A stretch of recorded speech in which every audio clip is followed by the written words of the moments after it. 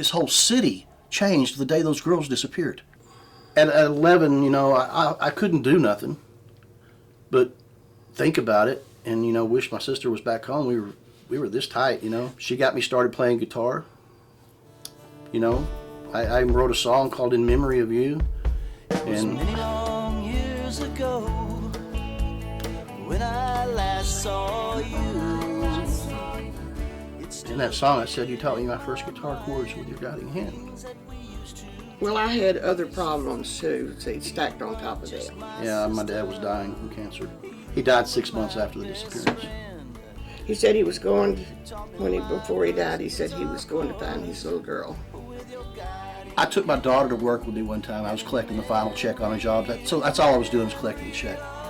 And my daughter's young and cute, and the old guy that was paying me the money, he looked at my daughter just out of nowhere, and he goes, "Little missy, you got to be careful out there. I'm going to tell you a little story." And they proceeded to tell us the story of the 3 girls that disappeared at Seminary South Shopping Center. And my daughter looked at me, and I looked at her, and we're like, wow. I told the guy, man, that was my sister. He was like, really? You know, we get that a lot. I got chill bumps right now. We get that a lot. Well, I got it just here a couple of weeks ago. See? We were having breakfast at Denny's with the police, and they got to talking about missing children and missing people.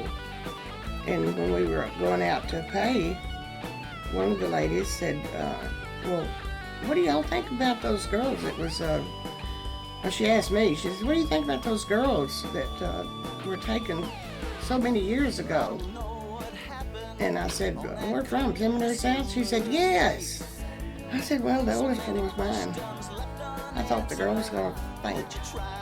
My daughter blames this disappearance for a lot of things that, you know, make her unhappy in life. And I never know that. Oh yeah, she's pretty messed up because of this case. Because I've been very overly protective. Because you don't want this to ever happen to you again. You know, you don't have to go through this again with another person, another family member. How long did it take you guys to be able to still find joy in things in life? I live a good life. But me, a couple or 3 years, I remarried. I think Rachel's deceased. I mean, I'd rather them be dead than be suffering. I'm sure that they were probably tortured. He, for a long, long time, thought that he was going to find them alive and bring them home. We had a credible person who knew Rachel come forward and tell us she saw Rachel in a red Corvette. I think it was in the early 80s. And when she looked over and saw Rachel, Rachel saw her, she jumps in this red Corvette and drives off. Do you guys like getting to talk about Rachel? I have to. I can't just, you know. That's an unusual question. Nobody's ever asked me that. We like to keep it alive. Yeah. We like to keep it out there. We like to not let it die until we get answers. Because this has been terrible, just absolutely terrible these 43 years. Judy kept Renee's Christmas gifts that year packed and stored up in their attic. Not a thing was moved in her room for over 20 years. It's the stuff they picked up at the Army Navy store. 20 years later, if you walked in Renee's room, nothing changed. They kept it exactly like it was. I did keep a book. I still have that book. You got it somewhere where I kept notes from when they first disappeared. Everybody knows about this case. So many questions left unanswered.